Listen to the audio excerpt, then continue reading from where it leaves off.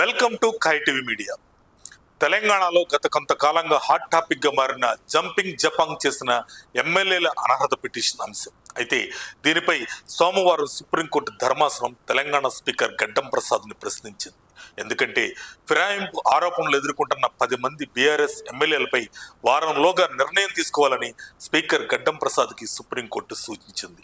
దాంతో తెలంగాణలో రాజకీయ డ్రామా మరింత హీటెక్కింది. బీఆర్ఎస్ కి చెందిన 10 మంది ఎమ్మెల్యేలు కాంగ్రెస్ లకు చేరారనేది రాజకీయ వర్గాల మాట. కానీ ఆ ఎమ్మెల్యేలలో 8 మంది తాము కాంగ్రెస్ లో చేరలేదని వారంటున్న మాట. మిగతా 2 స్పందించట్లేదు. ఈ అంశంలో వారి అనర్హత పిటిషన్లపై ఇంకా నిర్ణయం తీసుకోకుండా విచారణ సాగిస్తూ ఉన్నారు స్పీకర్. దీనిపై సుప్రీంకోర్టు నేడు తీవ్ర ఆగ్రహం వ్యక్తం చేసింది. ఇవాళ జరిగిన విచారణలో చీఫ్ జస్టిస్ బిఆర్ గవాయ్ నేతృత్వంలోని బెంచ్ తెలంగాణ అసెంబ్లీ స్పీకర్ గడ్డం ప్రసాద్ కుమార్ పై సీరియస్ అయ్యిందని తెలిసింది. స్పీకర్ వ్యక్తిగతంగా విచారణకు హాజరు కాలేదు, కానీ కోర్టు మాత్రం స్పీకర్ తీరుపై అభ్యంతరం వ్యక్తం చేసింది.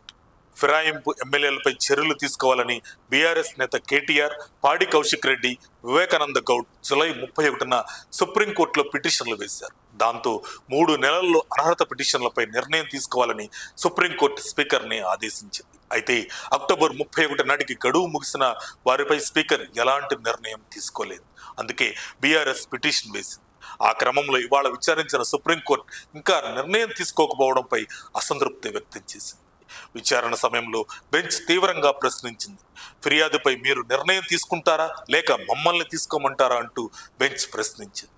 నిర్ణీత గడువులోగా నిర్ణయం తీసుకోకపోతే కోర్టు ధిక్కరణే అవుతుందని హెచ్చరించింది. 4 వారాల్లో విచారణ పూర్తి చేసి స్పీకర్ నిర్ణయం తీసుకుంటారని హామీ ఇచ్చారు. ఇచ్చిన టైం లోపు విచారణ పూర్తి చేయకపోతే జైలుకి వెళ్లటం ఖాయమని కోర్టు స్పీకర్ కి వార్నింగ్ ఇచ్చింది. కోర్టు భావాలను స్పీకర్ కు వ్యక్తిగతంగా తెలియజేస్తాను అని రోహత్ కి చెప్పారు. ఇదంతా గమనిస్తే రాష్ట్రంలో మళ్లీ ఉప ఎన్నికలు రానున్నట్లు తెలుస్తుంది. ఏదేమైనా కాంగ్రెస్ ప్రభుత్వానికి వచ్చే నష్టం ఏమీ లేదని అర్థమవుతుంది. మరిన్ని అప్డేట్స్ కోసం మా కాయ్ టీవీని సబ్స్క్రైబ్ చేసుకోండి. మా వీడియో కనుక మీకు నచ్చినట్లయితే లైక్ చేయండి, షేర్ చేయండి. మీ విలువైన అభిప్రాయాలను కామెంట్ బాక్స్లో తెలియజేయండి.